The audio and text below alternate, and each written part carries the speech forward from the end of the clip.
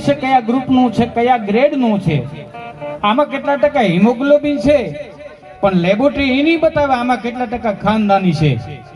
અને ખાનદાની માપ્યો ને તો કોક દી મારે ને તમારે ભલા માણા એમ કહો સંભળીના પાદર સુધી જવું પડે. હમણાં ભજન કર્યું કે હા ભાઈ લખાપીર દાદાનો એનો ધર્મ.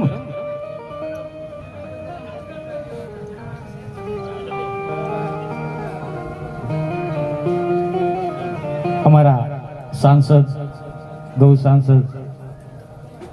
રામભાઈ રાજપૂતને સાંભળવા છે, પણ આ કાર્યક્રમ એવું ગ્રુપ અમારા વિશાલસિંહ ગોહિલ, દિનેશપુરી બાપજી, એમના જે ગ્રુપના યુવાનો છે એક થઈ અને આ વિસ્તારની એક એક વ્યક્તિની ચિંતા કરે છે, એક એક વ્યક્તિની ચિંતા કરે છે, પશુ અને પંખીડાની ચિંતા કરે છે.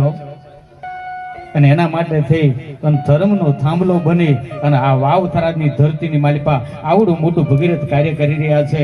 અને એનો પેલો કાર્યક્રમ આ ગામમાં થતો હોય તો પોનીસાળી આ ગામના પાદર કહેવાય. દસનામનો દીકરો છે, એના વખાણ નથી કરતો, કારણ કે દસનામનો દીકરો છે. દિનેશપુરી બાપજી ભજનની હારે વર્ષોથી અમારી હાથે આવે છે. ક્યાંય કાંઈ લેવાનું નહીં, ફક્ત ભજન સાંભળવાનું, ભજન ગાવાનું નહીં, ભજન સાંભળવાનું. કોઈની પાસે કઈ માગવાનું નહીં, પણ છતાંય કવિ હૃદય છે.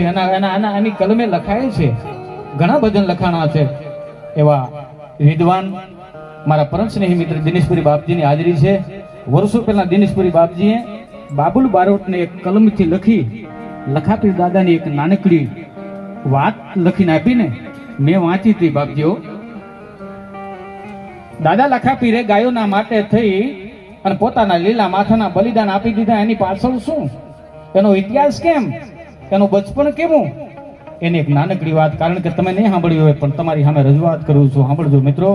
હૃદયમાં ઉતારવા જેવી છે, પલ્લે બાંધવા જેવી નાનકડી વાત છે, એટલે આપની સામે વિનંતી કરી.